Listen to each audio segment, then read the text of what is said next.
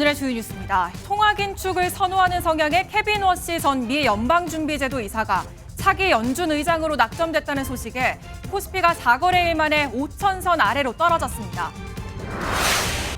이재명 대통령이 망국적 부동산 투기 옹호를 그만하라는 SNS 글을 올리며 오늘도 강력한 부동산 정책 의지를 드러냈습니다. 검찰이 밀가루와 설탕 등 생필품 업체들의 9조 원대 가격 담합을 수사해 법인과 대표이사 등을 재판에 넘겼습니다. 투자자 여러분, 오늘 잘 견디셨습니까? 주식시장이 블랙 먼데이, 검은 월요일로 마감됐습니다. 코스피가 5% 넘게 급락하며 5,000피 달성 4거래일 만에 5,000선을 내줬습니다. 급락으로 매매가 일정 시간 정지되는 사이드카도 올해 첫 발동됐습니다. 하락 원인은 미국발로 케빈 워시 차기 연방준비제도 의장이 지명되면서 금융시장에 영향을 줬다는 분석입니다. 첫 소식은 장동건 기자가 보도합니다. 코스피는 시작부터 2% 가까이 하락한 채 출발했습니다. 더 떨어져 5,000선도 내줬고 이후 오르내림을 거듭하다 4,949에 장을 마친 코스피. 마이너스 5.26%, 하루 만에 무려 270포인트 넘게 빠졌습니다. 점심쯤에는 더 팔지 못하게 5분 동안 거래를 정지하는 매도 사이드카가 발동됐습니다. 거침없던 코스피 급락의 주된 이유는 경제 대통령으로 불리는 미국 연준 차기 의장에 케빈 워시 전 연준 이사가 지명된 것. 과거 긴축을 선호했던 것으로 알려지며 지난주 국제 금 은값이 급락했고 그 여파에 해외 투자자들이 대거 차익 실현에 나선 겁니다. 보시다시피 삼성전자와 SK하이닉스 등 코스피 시가총액 상위 종목들의 주가가 일제히 하락했습니다. 삼성전자는 6%, SK하이닉스는 8% 넘게 빠졌고 현대차와 LG에너지솔루션도 각각 4% 넘게 떨어지는 등 상위 20개 종목 전부 파란불이 켜졌습니다. 아시아 증시들도 일제히 하락했지만 연초부터 24%나 급등했던 코스피는 유독 낙폭이 컸습니다. 단기적으로 해외 시장과의 격차가 커진 부분이 한국 시장에서 가격 조정폭이 좀 확대되는 요인으로 작용을 했다라고 보입니다. 통화량이 줄면서 달러가 강세를 보일 것이란 전망에 원달러 환율은 무려 25원 가까이 오른 1,464원에 주간 거래를 마쳤습니다. MBN 뉴스 장동건입니다.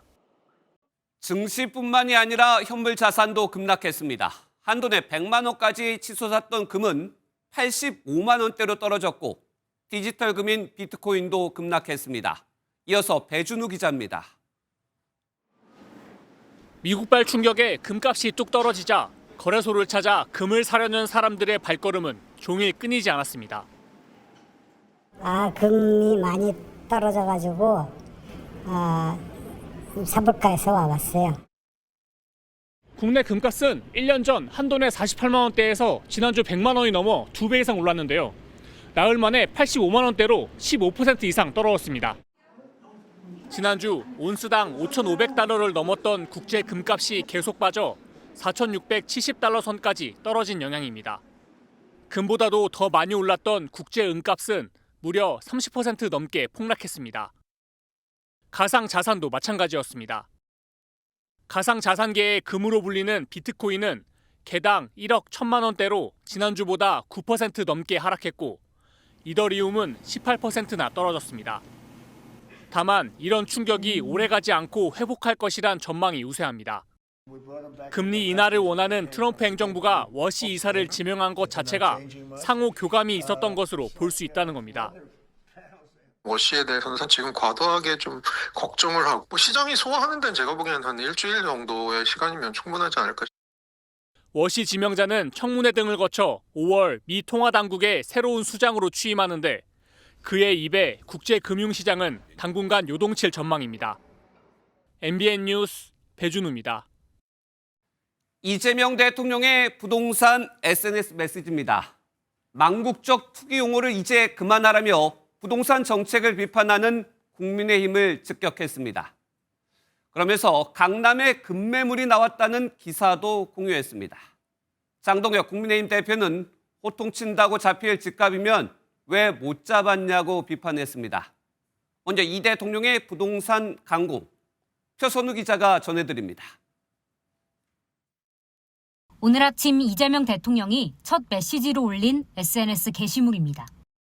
정부의 다주택자 양도소득세 중과 유예 종료를 앞두고 강남구 개포동에서 시세보다 4억 낮은 금매가 나왔다는 기사를 공유했습니다. 별다른 해석은 없지만 정부의 유예 종료 방침에 주택시장에 변화가 있음을 강조한 것으로 해석됩니다. 이 게시물 4분 뒤에 이 대통령은 또 국민의힘을 겨냥해 망국적 부동산 투기 옹호도, 시대착오적 종북몰이도 이제 그만하시면 어떨까라는 비판글을 올렸습니다. 앞서 국민의힘이 정부의 부동산 공급 대책을 정부가 정해준 부동산 배급이라고 비판하자 맞받아친 겁니다. 지난 1월 23일부터 현재까지 11차례 SNS 게시물을 통해 다주택자 중과세 유예 종료 방침과 부동산 가격 안정화 의지를 밝힌 이 대통령은 오늘도 정책 일관성을 강조했습니다. 정책적으로 일관성 있게 실현하겠다라는 의지를 계속 보여주신다라고 할 수 있겠고요. 5월 9일 날 종료되는 것만큼은 분명하다. 이 대통령이 직접 SNS를 통해 부동산과의 전쟁 의지를 드러내는 것 역시 정책 성공에 대한 강한 의지를 보이는 것으로 해석됩니다. MBN 뉴스 표선우입니다. 장동혁 국민의힘 대표도 물러서지 않으며 이 대통령이 감정적이라고 비판했습니다.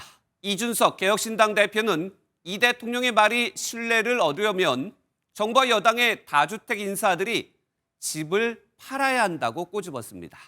이어서 김민수 기자입니다. 장동혁 국민의힘 대표는 이재명 대통령이 분노 조절이 안 되는 모양이라고 비판했습니다. 부동산 정상화는 코스피 5,000피, 계곡 정비보다 훨씬 쉽고 더 중요한 일이라고 올린 이 대통령의 SNS 게시글을 가리켜 호통 경제학이라고 꼬집었습니다. SNS는 소통의 공간이지 국민 협박하는 곳이 아닙니다. 분노 조절하시고 이성적인 대책을 내놓기 바랍니다. 그리고는 서울시와 부동산 대책을 논의하고 2031년까지 서울 도심에 주택 31만 호를 공급하는 새로운 대안을 제시했습니다. 더불어민주당, 국민의힘, 국토교통부, 서울시가 참여하는 여야 정서 사자협의체 구성을 다시 한번 제안합니다. 개혁신당도 정부 관계자들과 민주당 의원들이 다주택자라는 점을 부각하며 시장 신뢰를 얻으려면 먼저 집을 팔라고 지적했습니다. 만약 이 내부자들이 5월 9일까지 자신의 주택을 매각하지 않는다면 시장은 정책을 만든 사람들조차 이 정책의 효과를 믿지 않는다고 생각할 겁니다. 지방선거를 앞둔 상황에서 야권은 정부의 부동산 대책에 대한 여론이 좋지만은 않다는 점을 계속해서 부각시킬 것으로 보입니다. MBN 뉴스 김민수입니다.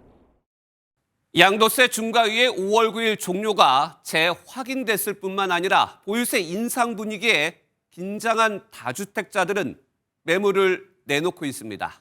서울 강남과 한강벨트에서 가격을 낮춘 다주택자 급매가 하나둘 늘고 있는데 아직은 매수자가 붙지는 않는다고 합니다. 현장 분위기 이시열 기자입니다. 서울 개포동의 3천여 세대 신축 아파트. 전용 59제곱미터가 석 달 전 33억 5천만 원에 팔리며 신고가를 찍었는데 지금은 30억 9천만 원에도 나와 있습니다. 2억 원 넘게 낮아진 겁니다. 다른 매물에도 초급매, 다주택자 급매라는 단어가 보입니다. 이재명 대통령이 다주택자들을 향해 연이어 경고장을 날리자 매물을 하나둘 내놓는 겁니다. 서울 아파트 매매 물건은 지난달 31일 기준 57,400여 건으로 이 대통령이 다주택자 양도세 중과 유예 종료를 밝힌 지난달 23일보다 1,200건 넘게 증가했습니다. 특히 강남과 한강벨트 아파트의 매물 증가세가 두드러져 송파구는 8.4%나 늘었습니다. 하지만 아직 사겠다는 사람은 많지 않습니다. 지난해 가격이 크게 뛴 탓에 급매라고 해도 부담스럽고 더 떨어질 것으로 기대하는 겁니다. 근데 아직까지는 좋은 물건을 다주택자들이 싸게 팔려고 했습니다. 반면 중저가 아파트 지역은 수요가 몰려 오히려 매물이 줄고 있습니다. 대출 규제로 구매력은 낮아졌지만 상급지를 여전히 선호하는 똘똘한 채 수요의 가성비 추구 현상이 지속된 결과라고 분석됩니다. 상급지에 이어 중급지에서도 매매 거래량이 늘면서 한강 이남 서울 중소형 아파트값은 처음으로 평균 18억 원을 돌파했습니다. MBN 뉴스 이시열입니다. 이재명 대통령이 연일 부동산과의 전면전. 청와대 출입하는 서남빛 기자와 좀 더 얘기 나눠보겠습니다. 성 기자, 네. 지금 연일 부동산 정책과 관련해서 SNS에 메시지를 내놓고 있는데 이 정도면 집값 잡기에 진심이다. 의지가 크다. 이렇게 봐야 될까요? 그렇습니다. 이재명 대통령이 경제 현안들, 특히 그중에서도 부동산 문제에 상당히 꽂혀 있다. 이렇게 봐도 과언이 아닐 것 같습니다. 네. 이 대통령은 새해 들어서만 60건이 넘는 SNS 게시물을 올렸는데요. 그중 상당수가 부동산 문제에 관한 내용이었습니다. 새 정부 출범 이후 총 4차례 대책 발표가 있었죠. 규제 대책으로 627과 1015 대책이 있었고 공급 대책으로는 97 그리고 얼마 전 129 대책 발표까지 있었습니다. 정부의 이처럼 잇따른 대책 발표에도 집값이 좀처럼 잡히고 있지 않고 있다 보니 대통령이 나서서 강한 메시지를 내는 게 필요하다라고 판단을 하고 있는 것으로 보입니다. 네, 부동산 정책 그래도 민심하고 바로 연결되기 때문에 오는 6월 지방선거를 앞두고 선거용이다 이런 얘기도 나와요. 어떻습니까? 여러 선거들, 그중에서도 특히 대선이라든지 지방선거 같은 경우에는 부동산 이슈의 영향을 꽤 받는 편이죠. 지선 전에 지금보다 집값이 안정이 된다면 분명 여권의 호재가 될 것이고 반대로 집값이 그대로이거나 또는 더 올라간다면 분명 여권의 악재로 작용을 하게 될 겁니다. 올해 6월 지방선거를 불과 넉 달 앞둔 시점이라서 청와대도 선거를 신경 쓰지 않을 수 없을 텐데요. 대통령의 부동산 관련 메시지에 시장이 어떻게 반응을 하는지 청와대에서도 매일 예의주시 중입니다. 네, 민주당에서는 국민의힘이 집값 잡기가 싫은 것 아니냐 그러면서 발목 잡지 말아라 이런 얘기도 나와요. 국민의힘 입장은 어떻습니까? 국민의힘 지도부는 기다렸다는 듯이 이 대통령에 대한 공격의 수위를 끌어올리고 있습니다. 대통령을 겨냥해서. 그렇습니다. 장동혁 국민의힘 대표는 호통친다고 잡힐 집값이라면 그 쉬운 것을 왜 여태 못 잡았나라고 비판을 했고요.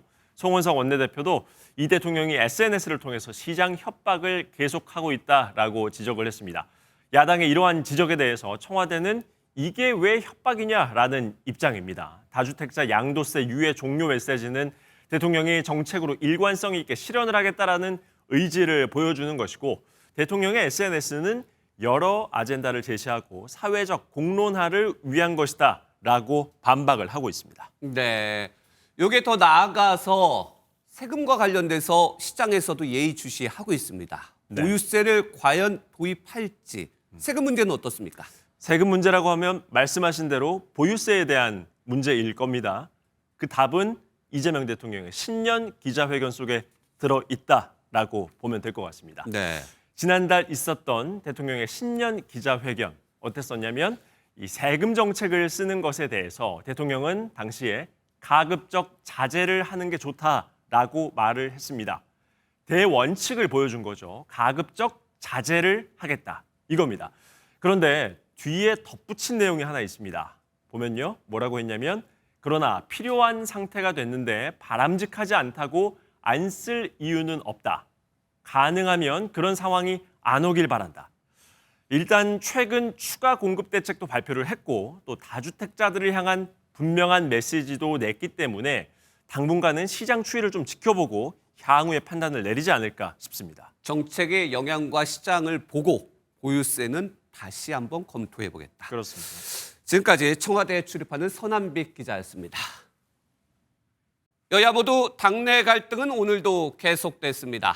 먼저 민주당은 조국혁신당과의 합당 문제를 두고 설전이 벌어졌습니다. 이번 합당 제안이 정청래당으로 바꾸려는 것이라는 공개 비판까지 나왔습니다. 먼저 신영빈 기자의 보도입니다. 고 이해찬 전 국무총리의 장례가 끝난 뒤 처음 열린 더불어민주당 최고위원회의. 정청래 대표는 조국혁신당과의 합당에 대해 자신은 합당을 공론화했을 뿐 최종 결정은 당원의 몫이라고 거듭 강조했습니다. 23%의 박빙의 선거에서 부직경이라도 힘을 보태야 하는 것은 선거의 기본입니다. 발언이 끝나자마자 이른바 비당권파로 불리는 최고위원들은 정 대표와 조국 대표가 본인들의 욕심에 합당을 추진한다고 직격탄을 날렸습니다. 당권과 대권을 향한 욕망, 본인들이 간판이 되려는 욕망이 표출된 이재명의 민주당을 정청래 조국의 민주당으로 전환하려는 시도라고 보입니다. 정청래 대표와 가까운 당권파도 공개 모욕을 멈추라며 즉각 맞받았습니다. 이재명 당대표 면전에서 이재명 대표에게 독설을 쏟아냈던 그 많은 사람들, 그 사람들이 지금 어디에 있는지 기억하십시오. 굳은 표정으로 설전을 지켜본 정청래 대표가 당원에게 길을 묻겠다고 밝힌 가운데 초선 의원들도 단체 행동에 나섰습니다. 민주당 초선 의원 모임 더민초는 회동을 열고 합당 논의를 멈추자는 게 대체적인 의견이었다며 당대표와의 간담회를 요청했습니다.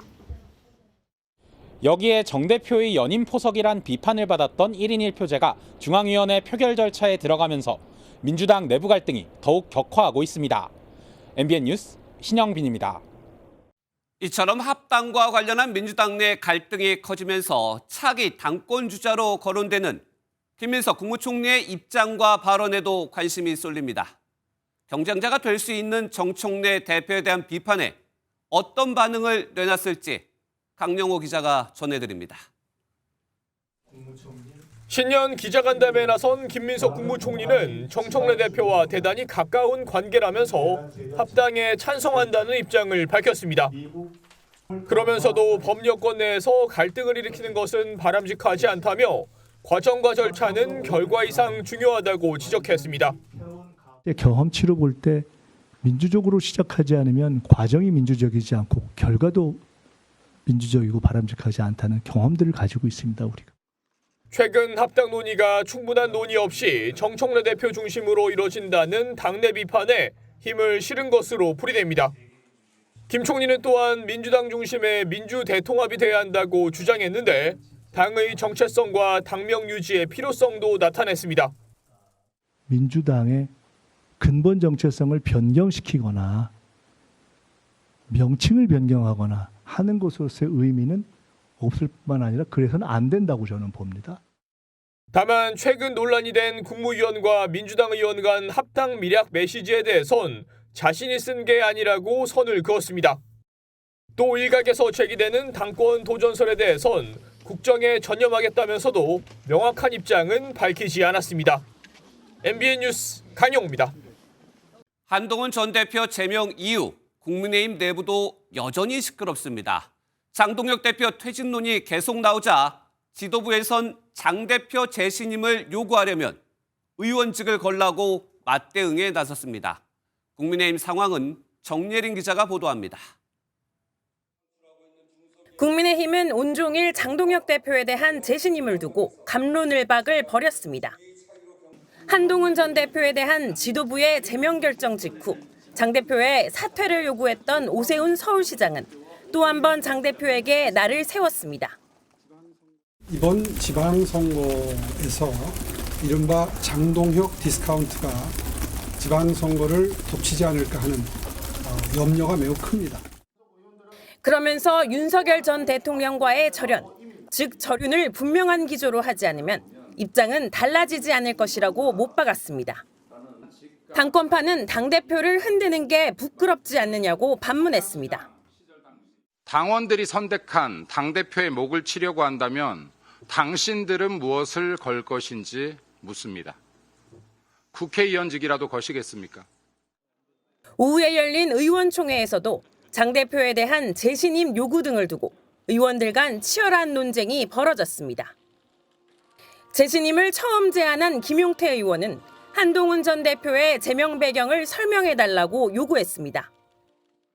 국민들과 당원들이 납득할 만한 설명을 의원총회에서 해주셨으면 좋겠다 이런 말씀을 드렸고요.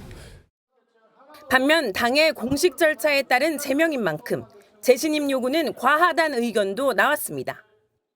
책임을 서로 미루자 이렇게 하자 하는 건 아니다. 이 발언도 있었고. 장동혁 대표는 당원 게시판 사태에 관련해 경찰 수사에서 한동훈 전 대표의 결백이 밝혀질 경우 책임지겠다는 취지의 입장을 밝힌 것으로 전해졌습니다. MBN 뉴스 정예린입니다. 뉴스 이어갑니다. 밀가루도 설탕도 비싼 이유가 있었습니다. 이 업체들이 오랜 기간 가격 담합을 벌여온 사실이 확인됐습니다. 먼저 박은채 기자의 보도입니다. 최근에 물가가 엄청나게 올랐다고 그러더라고요. 라면 한 개 2,000원 한다는데 진짜예요? 이재명 대통령이 취임 직후 비판한 라면값. 소비자 물가 상승률의 3배 수준인 1년 6.2%가 올랐는데 이유가 있었습니다. 검찰 수사 결과 7개 제분업체가 밀가루 가격을 조직적으로 담합했습니다. 시장의 75%를 과점하는 제분 3사를 중심으로 5조 9,913억 원 규모의 담합이 벌어진 사실. 업체들은 지난 2020년 1월부터 지난해 10월 사이 국내 밀가루 가격의 변동폭과 시기 등을 논의해 담합을 이어갔는데 그 결과 밀가루 가격이 최대 42% 넘게 인상됐습니다. CJ 제일제당과 삼양사 등 주요 설탕 제조사들도 2021년 2월부터 지난해 4월까지 3조 2천억 원 규모의 담합 행위를 한 것이 적발됐습니다. 설탕 시장의 90%를 차지하는 이들 기업이 이른바 짬짬이를 하자 설탕값 역시 담합 발생 이전과 비교해 최고 66.7% 올랐습니다. 검찰은 밀가루와 설탕 가격 담합에 가담한 모든 업체의 대표이사 등 총 31명을 재판에 넘겼습니다. MBN 뉴스 박은채입니다. 이번 수사로 드러난 업체들의 수법이나 인식도 공분을 키웠습니다. 다 이렇게 하지 않느냐, 걸려도 처벌 안 한다, 해도 집행유예다. 중대한 범죄라는 인식은 찾아보기 어려웠습니다. 자세한 수법은 길기범 기자가 보도합니다. 밀가루 업체들은 시장 점유율이 높은 3사가 먼저 나섰습니다. 3사가 인상폭을 논의한 뒤 작은 4개 회사에 통보하는 식으로 담합이 이루어졌습니다. 처음으로 가격을 올리는 업체가 위험을 뒤집어 쓸 수 있으니 사다리 타기로 첫 업체를 선정하기도 했습니다. 다 같이 1,500원으로 인상하면 티가 나니 한 업체는 2,000원으로 올렸다가 500원 깎아주고 다른 업체는 1,800원으로 올렸다가 300원 깎아주며 작전을 안 짠 척 시치미를 뗐습니다. 설탕 업체들은 서로 짜고 원재료 값이 상승할 땐 가격을 대폭 올리고 하락할 땐 조금만 내리면서 이득을 챙겼습니다. 증거인멸 정황도 발견됐는데 공정거래위원회를 공선생으로 부르며 들키면 안 되니 연락을 자제하라거나 하드디스크를 주기적으로 교체하라는 지침을 내린 업체도 있었습니다. 검찰은 우리나라 공정거래법 위반죄의 법정형이 선진국보다 매우 낮아 이런 범죄가 계속된다고 봤습니다. 실제 담합업체 상급자들은 하위 직원에게 개인은 처벌을 안 하고 해도 집행유예로 끝난다며 안심시키기도 했습니다. 재판 진행 중인 상황이니까 저희가 지금 좀 답변드리기가 조금 어려운 부분이 좀 있습니다. 이재명 대통령도 SNS에 검찰이 큰 성과를 냈다며 법정형 상한 개정 등 필요한 조치를 지시했다고 밝혔습니다. MBN 뉴스 길기범입니다. 술을 마신 채 배송을 하던 50대 택배기사가 경찰에 붙잡혔습니다. 배송을 잘못했다가 술 냄새가 난다는 신고를 받은 뒤 주랭랑을 쳤는데 주택가 담벼락에 몸을 숨기고 있다가 결국 꼬리를 잡혔습니다. 최희지 기자입니다. 서울 구로구의 한 주택가에 출동한 경찰이 누군가를 찾는 듯 서로 다른 방향으로 흩어져 이동합니다. 곧이어 경찰이 한 남성과 함께 돌아오는 모습도 발견됩니다. 지난달 29일 낮 12시 5분쯤 음주운전을 하며 배송을 하던 50대 택배기사가 경찰에 붙잡혔습니다. 제가 차를 받게 되거든요. 경찰차가 2대가 와 있더라고. 택배기사는 배송이 잘못됐다고 항의한 고객과 실랑이를 벌인 것으로 알려졌는데 술 냄새가 난다며 음주를 의심하자 곧바로 달아났습니다. 경찰 신고에 도주한 남성은 약 1km 떨어진 주택가 담벼락에 몸을 웅크려 숨기고 있다가 경찰에 붙잡힌 것으로 조사됐습니다. 검거 뒤에는 음주 측정을 2차례 거부한 것으로도 전해졌는데 혈중 알코올 농도는 면허 정지 수치로 조사됐습니다. 또한 이 남성은 음주 적발된 이력이 있었던 것으로 알려졌습니다. 서울 구로경찰서는 이 남성을 음주운전 혐의로 입건하고 조만간 다시 불러 정확한 사건 경위를 파악할 방침입니다. MBN 뉴스 최희지입니다. AI로 만든 영상이 사실처럼 퍼지는 일이 반복되고 있습니다. 경찰 바디캠 영상처럼 보이는 이 영상도 AI로 만든 가짜였죠. 이 영상, 이 공권력까지 사칭한 제작자는 결국 구속됐습니다. 이교욱 기자입니다. 아파트 복도에서 담배를 피우던 남성이 출동한 경찰에 큰 소리를 칩니다. 내 집 앞에서 핀다는데 왜 임마? 내가 누군지 알아? 내가 전직검사야! 뒤집어줄까? 부천 길거리에서 개인 방송을 하던 BJ가 경찰 진압에 고꾸라지기도 합니다. 실제 경찰 보디캠 영상처럼 보이지만 AI로 만들어진 가짜입니다. 과잉 체포 이런 부분 때문에 경찰에 항의도 있었던. 이런 영상 수십 개를 순찰 24시라는 그럴듯한 제목의 SNS 채널을 만들어 유포한 30대 남성이 붙잡혔습니다. 여성 탈의실에 침입한 여장 남자와 같은 자극적인 소재로 관심을 끌어 광고비를 벌려고 했는데 누적 조회수가 3천만 건에 달합니다. 그나마 첫 영상을 올린 지 3개월 만인 지난달 22일 검거돼 추가 확산을 막았습니다. 술 좀 챙기고 같이 가야 돼요, 오늘. 가짜 영상 제작에 자신감이 붙은 남성은 큰 돈을 벌 요량으로 AI 음란물 사이트까지 연 것으로 드러났습니다. 경찰은 다른 허위 영상을 제작 유포해 추가 피해가 발생할 수 있다고 보고 이 남성을 구속해 검찰에 넘겼습니다. MBN 뉴스 이교욱입니다.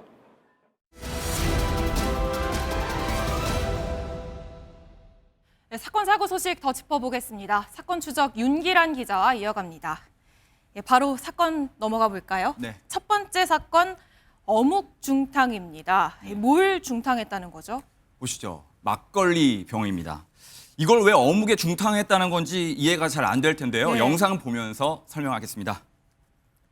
네, 강원도 태백산 눈축제 현장에 있는 한 노점입니다. 예. 하얀 연기 가득한 솥에 어묵꼬치가 한가득 보이죠? 네. 자세히 보면 웬 하얀 막걸리 병도 둥둥 떠 있습니다. 저거 플라스틱 병 아닌가요? 저게 네. 왜 저 솥안에 들어가 있는 거죠? 얼어있는 막걸리를 녹이려고 뜨거운 어묵탕에 저걸 넣었다는 겁니다. 예.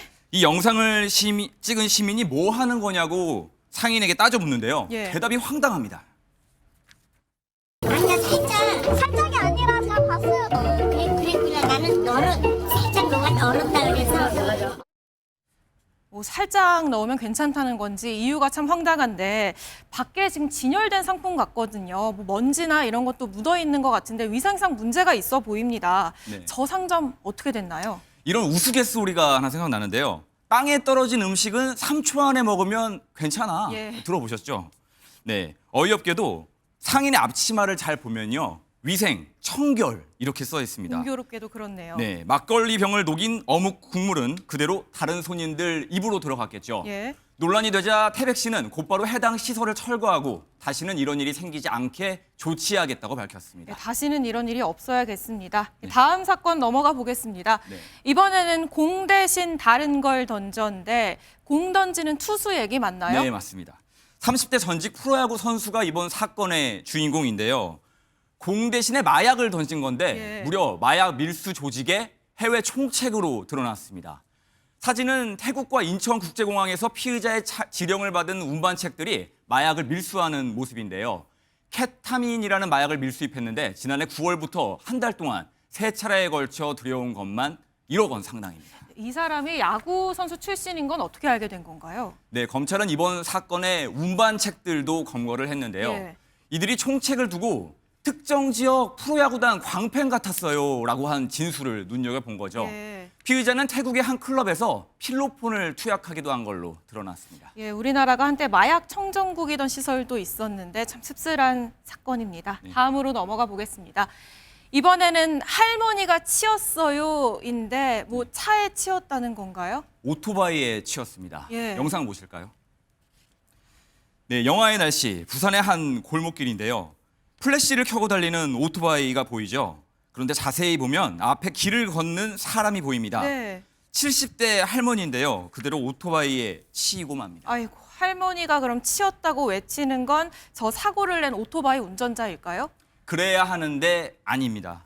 다시 영상을 보면요. 운전자는 잠시 오토바이를 세우고 쓰러진 할머니를 쓱 보더니 그대로 자리를 떠나버립니다. 자리를 그냥 가버린 그렇죠. 건가요? 잠시 후에 길을 지나던 또 다른 시민이 할머니를 보고 급히 119에 신고했는데요. 예. 계속해서 할머니의 상태를 살피는 모습도 보입니다. 그런데 이 시민, 20대 어린이집 교사입니다. 당시 상황을 저희가 직접 들어봤습니다. 뭔가 퍽 소리가 들리더라고요. 알고 보니까 사람이 쓰러져 있어가지고 앓는 소리만 내시고 하니까 이건 안 되겠다 싶어서. 뺑소니인 거잖아요. 일단 할머니는 괜찮으신가요? 네. 머리가 찢어진 할머니는 곧바로 병원으로 옮겨져 치료를 받았고요. 다행히 생명에는 지장이 없다고 합니다. 다행입니다. 30대 오토바이 뺑소니범도 바로 붙잡혔는데요. 이 사람 족발 배달 기사라고 합니다. 그런데 진술을 빨리 배달 가야 했다. 경찰 조사를 받으면 일을 못할까 봐 겁이 났다. 이런 말도 안 되는 변명을 늘어놨습니다. 경찰은 할머니를 도운 시민에게 감사장을 전달하기로 했습니다. 예, 오늘 여기까지 듣겠습니다. 윤기란 기자였습니다. 두바이 쫀득 쿠키, 이른바 두쫑쿠 열풍에 찬물을 끼얹는 소식입니다. 유행을 타고 무분별하게 판매가 늘어나면서 결국 위생 문제까지 불거졌습니다. 한범수 기자입니다. SNS를 타고 선풍적인 인기를 끄는 두바이 쫀득 쿠키입니다. 조리법이 비교적 간단해 대형 유통업체는 물론 동네 카페까지 이제는 팔지 않는 곳을 찾기 어려울 정도입니다. 사람들을 많이 사가나요, 아직도? 아주 많이 사요. 저희 매장에서 직접 받아들어요. 하지만 유행을 믿고 아무 곳에서나 사 먹으면 건강을 해칠 우려가 있습니다. 식약처 신고센터에는 최근 석 달 동안 두바이 쫀득 쿠키에 이상이 있었다는 신고가 19건 접수됐습니다. 곰팡이인지 카카오 가루인지 구분이 안 됐다. 먹고 식중독 증상이 나타났다며 위생관리에 불만을 제기하는 소비자가 가장 많았습니다. 두바이 쫀득 쿠키입니다. 일부 소비자들은 쿠키 안에서 손톱과 같은 이물질을 발견한 것으로 확인됐습니다. 허가된 영업점이 아닌 개인이나 가정 단위로 직접 쿠키를 만들어 중고거래 사이트를 통해 판매한 사례도 적발됐습니다. 두바이 쫀득 쿠키를 만들어 판매하려면 즉석 판매 제조 가공업이나 음식점 영업 신고 후 판매해야 합니다.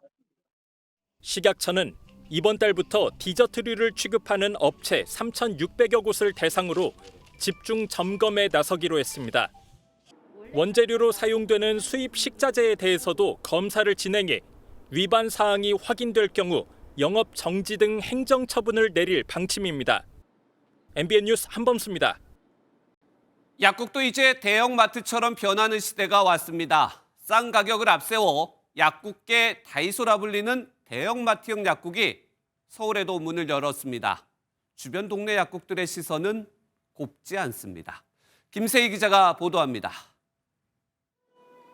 매장 입구에 쇼핑카트가 줄지어 서 있습니다. 470원, 초특가 할인을 알리는 안내판은 마치 대형마트를 연상케 합니다. 지난해 경기도 성남에 처음 선보여 약국계 다이소라 불렸던 대형마트형 약국이 서울에 더 큰 규모로 문을 열었습니다. 전용 면적 870평 규모의 약국입니다. 약 5,000가지 종류의 의약품과 건기식, 동물의약품 등 여러 가지 제품이 있습니다. 많은 약들이 진열돼 있는 진열대 옆에는 이렇게 소비자들이 병원에서 받은 처방전에 따라 약을 조제할 수 있는 곳도 있습니다. 대형 유통 매장의 박리담의 전략으로 의약품 가격을 낮춰 소비자들의 발길이 이어집니다. 아이를 키우다 보니까 좀 구비해야 되는 약들이 많아가지고 시중에 파는 거에서 보다 좀 싸니까 이용할 생각은 있어요. 하지만 동네 약국은 반가울 리 없습니다. 의약품을 어떤 공산품처럼 인식을 할 수 있게 만들어서 싸다고 많이 사듯이 그런 충동구매 유발할 수도 있고 약국이 자꾸 없어진다면 접근성이 잃게 될 것이기 때문에 전국에 들어선 대형마트형 약국은 약 30곳 정도. 약국은 등록제라 개설에 제약이 없어 대형마트형 약국이 생기는 지자체마다 마찰이 빚어지고 있습니다. 이에 보건복지부는 최대 창고형 같은 5인용 광고를 금지하도록 약사법 시행규칙을 개정해 논란 차단에 나섰습니다. 정부의 규제에도 가격 경쟁력이라는 무기 앞에 신구 약국 간의 갈등은 당분간 계속될 전망입니다. MBN 뉴스 김세희입니다.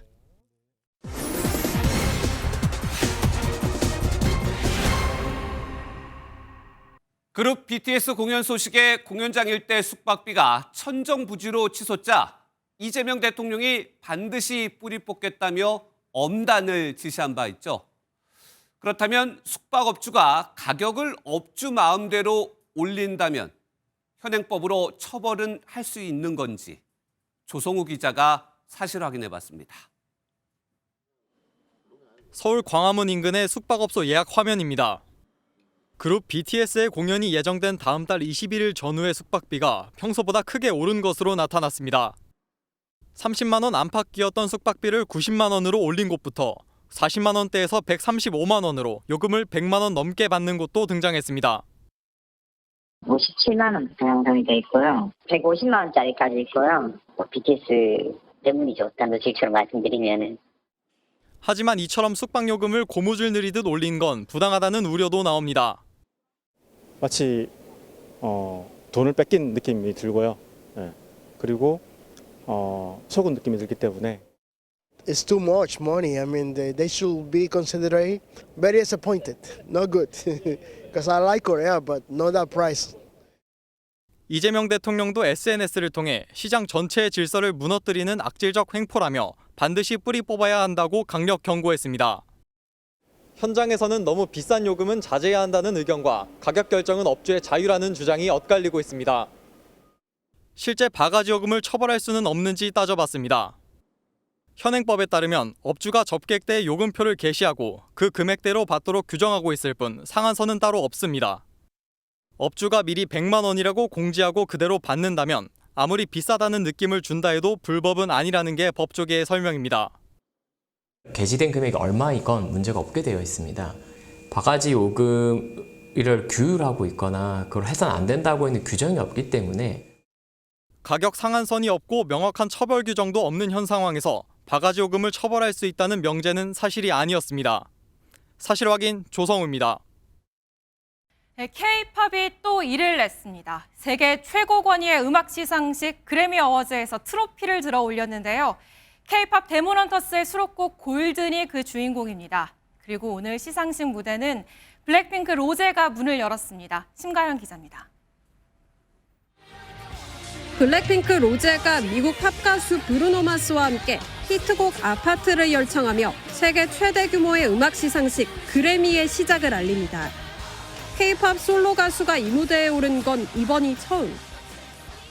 아파트는 K-팝 데몬헌터스 수록곡 골든과 함께 올해의 노래 등 3개 부문 본상 후보에 올랐지만 수상에는 이르지 못했습니다. 골든은 대신 사전 행사에서 베스트 송 리튼 포 비주얼 미디어 부문 수상작으로 이름을 올렸습니다. 영상 매체를 위해 쓰인 곡 가운데 최고로 꼽힌 건데 수상의 영예는 이재와 테디, 24 등 노래를 만든 프로듀서들에게 돌아갔습니다. K-팝 제작진이 최초로 그래미를 들어올린 역사적인 순간입니다. 아쉽게 이 자리에 함께하진 못했지만 The Pioneer of K-pop 테디 함께 이 영광을 바칩니다. 미 뉴욕타임즈는 수차례 후보에 올랐던 BTS도 수상에 이른 적은 없었다며 이번 수상의 의미를 짚었고 할리우드 매체 버라이어티는 골든이 It's Our Moment라는 가사처럼 최고의 순간을 맞았다고 평가했습니다. 팀 캐데헌은 오는 3월 열리는 미 최고 권위의 영화 시상식 아카데미에서 또 한 번 새로운 역사에 도전합니다. MBN 뉴스 심가현입니다. 네, 그리고 오늘 그래미 어워즈에선 이 구호가 터져 나왔습니다. 아이스 아웃, 트럼프 행정부의 이민 단속 정책을 비판하는 구호죠. 구금됐던 5살 아이는 일단 집으로 돌아갔지만 시민들의 분노는 사그라들지 않을 분위기입니다. 강재묵 기자입니다. 화려한 의상을 입고 레드카펫에 오른 참석자들. 가슴엔 아이스 아웃이라 적힌 배지가 보입니다.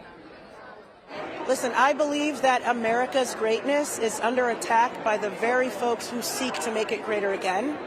And this is why I'm wearing that iced out pin. 수상 소감에서도 이민세관 단속국을 향한 비판이 이어졌는데 관객들은 환호하며 뜻을 함께했습니다. Before I say thanks to God, I'm gonna say eyes out. 트럼프 행정부의 강압적 이민 단속에 반대해 시위에 나선 시민들과 연대하며 중단을 촉구하고 나선 것입니다.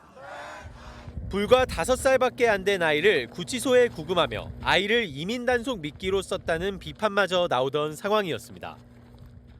다행히 아이는 구금 12일 만에 무사히 집으로 돌아갔습니다.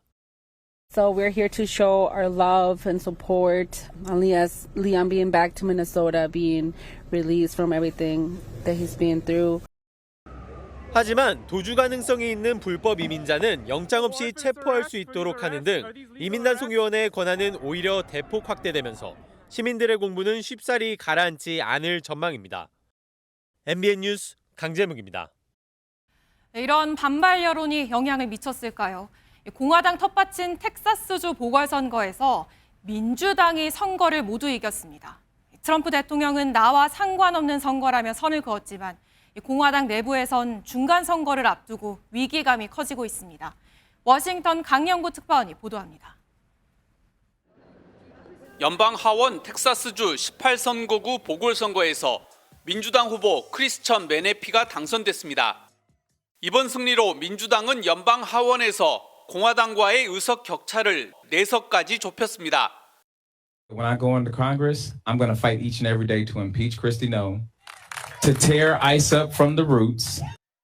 같은 날 열린 텍사스주 상원의원 보궐선거 결과는 공화당에 더 큰 충격을 줬습니다. 지난 대선에서 트럼프 대통령이 17%포인트 차로 이겼던 지역에서 민주당 테일러 레메트 후보가 14%포인트 차의 압승을 거둔 것입니다. 선거 직전까지 공화당 후보를 지원했던 트럼프 대통령은 결과가 나오자 거리를 뒀습니다. I'm not involved in that. That's a local Texas race. You mean I won by 17 and this person lost? Things like that happen. 공화당 전체에 대한 경종이라는 내부 경고가 나오는 등 민심 위반을 우려하는 목소리가 나오고 있습니다. 특히 텍사스는 불법 이민 단속의 최전선 지역으로 최근 연방 정부의 강경한 이민 정책을 둘러싸고 반대 시위도 이어지고 있습니다. 비판의 목소리에 아랑곳하지 않는 트럼프 대통령의 행보가 오는 11월 중간 선거에 어떤 결과로 이어질지 미국 정치권에 관심이 쏠리고 있습니다. 워싱턴에서 MBN 뉴스 강영구입니다. 네, 선거를 앞둔 나라가 또 있죠. 일본인데요. 조기 총선의 승부수를 띄운 다카이치 일본 총리 연일 강행군을 벌이고 있습니다. 손가락을 다치자 붕대까지 감고 유세에 나선 건데 가는 곳마다 환호를 받으며 일각에선 자민당이 압승할 거란 분석까지 나오고 있습니다. 이한나 기자입니다. 중의원 선거를 일주일 앞두고 선거 유세가 한창이던 지난 주말. 지지 연설에 나선 다카이치 총리의 5손가락에 흰색 붕대가 눈에 띕니다. 手大丈夫とか今声が聞こえましたが、消炎剤とテーピングでちゃんと、今朝から治療していただいたんで大丈夫です。 앞서 다카이치 총리는 지난 며칠간 유세장에서 지지자와 악수하는 과정에서 손을 다쳤고 지병인 류마티스 관절염이 있던 탓에 손이 부어올랐다고 밝혔습니다. 예정된 토론 방송 출연도 불발되면서 다카이치 총리의 건강 상태가 선거 돌발 변수로 떠올랐다는 분석이 나왔지만 일본 현지 분위기는 정반대로 흘러가고 있습니다. 지지자들이 다카이치 총리의 영상을 찍고 연신 하이파이브를 하는 모습은 흡사 아이돌 콘서트를 방불케 했고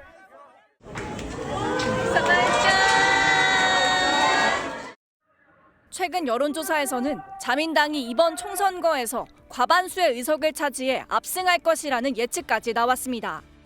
무당파 가운데 다카이치 총리에 대한 지지율이 40%에 달하는 만큼 헌법 개정이 가능한 3분의 2 이상의 의석을 차지할 수도 있다는 관측입니다. MBN 뉴스 이한나입니다. 이집트 도심에서 아찔한 땅꺼짐이 발생했습니다. 깊이가 무려 15m에 달했고 건물 두 채가 그대로 빨려 들어갔습니다. 정민영 기자입니다. 주유소 담벼락에 금이 가더니 점점 아래로 내려앉습니다. 담벼락 앞에 세워져 있던 차량이 빠져나오자마자 뒤편 건물 전체가 땅속으로 사라집니다. 지난달 31일 이집트 북부 뉴카이로의 한 주유소에서 약 15m 깊이의 땅꺼짐이 발생해 2명이 다쳤습니다. 당국은 인근 건설 현장의 굴착 작업으로 인한 사고인 것으로 보고 정확한 사고 경위를 조사하고 있습니다. 검은 복면을 뒤집어 쓴 남성이 망치로 가게 유리창을 두드리자 창문에 금이 가더니 종이장처럼 뜯겨나갑니다. 가게 안 직원들이 상자를 휘두르고 진열된 보석들을 가게 안으로 들여놓으며 막아보려 하지만 도둑들은 아랑곳하지 않고 보석을 봉투에 쓸어 담은 뒤 달아납니다. 아침 10시 반, 영국 런던에서 벌어진 일입니다.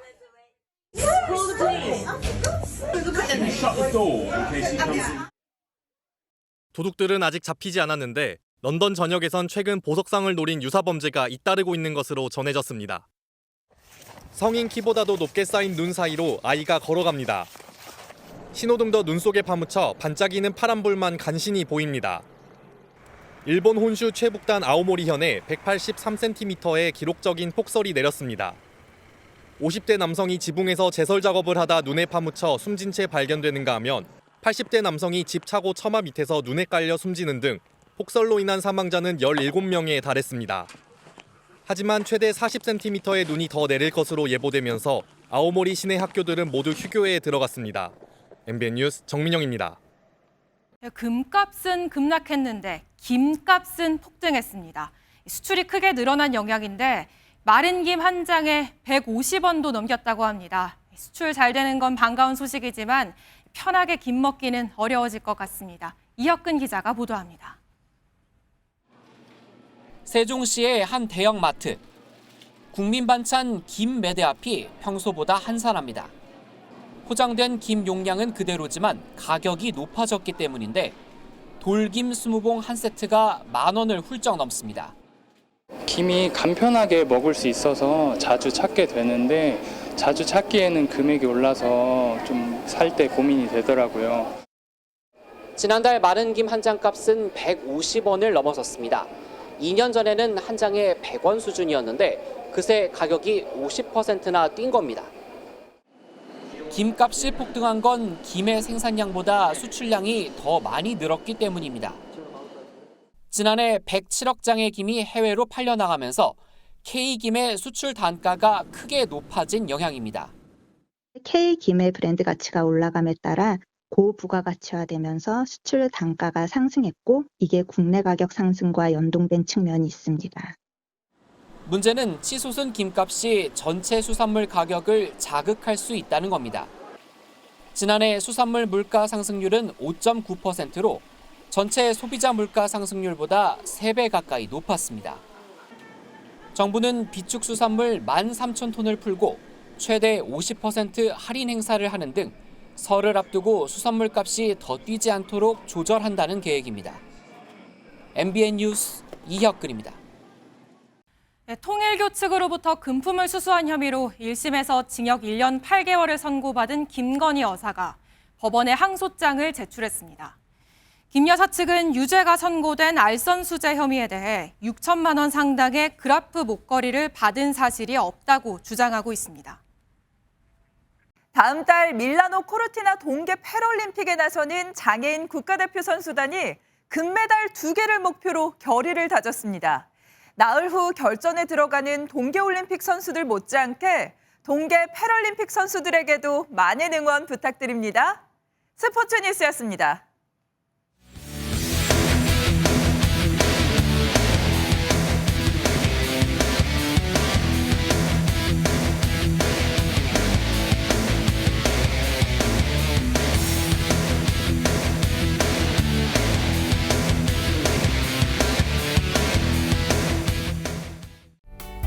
(2월) 시작부터 전국 곳곳에 많은 눈이 쏟아졌습니다. 오늘 내린 눈이 얼어붙어 빙판을 이루는 곳이 많겠습니다. 내일 출근길에는 교통안전에 각별히 주의하셔야겠습니다. 내일 아침은 오늘보다 춥겠습니다. 서울이 영하 7도까지 떨어지겠는데요. 하지만 낮부터는 기온이 오름세에 접어들겠습니다. 절기 입춘인 수요일과 목요일에는 서울의 낮 기온 7도 안팎까지 올라서 3월 초에 해당하는 기온을 보이겠습니다. 서쪽 지역의 건조함은 해소됐지만 동쪽 지역은 여전히 건조특보가 이어지고 있습니다. 내일은 동해안을 중심으로 초속 15m 안팎의 강한 바람도 불겠습니다. 계속해서 불씨 관리 잘 해주셔야겠습니다. 내일 하늘은 대체로 맑겠습니다. 중부지방 아침 기온은 춘천이 영하 13도, 서울과 대전은 영하 7도로 춥겠지만 낮에는 5도 안팎까지 오르겠습니다. 남부지방도 아침에 전주와 대구가 영하 6도까지 떨어지겠지만 낮에는 대구가 8도, 부산은 9도까지 오르겠습니다. 주 중반까지 큰 추위 없겠는데요. 하지만 금요일부터는 다시 강추위가 찾아올 전망입니다. 날씨였습니다.